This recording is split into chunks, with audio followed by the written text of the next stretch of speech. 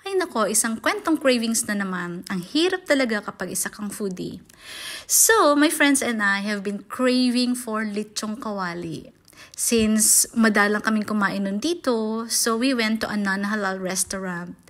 So, ito na nga, upon looking at the menu, napagkasundoan namin na umorder kami ng ramen, which is one of their best sellers. At syempre, ang lechon kawali. Ayan nga, tsura pa lang, ang sarap-sarap na. Meron pa siyang iba't ibang dips at may kasama siyang fries.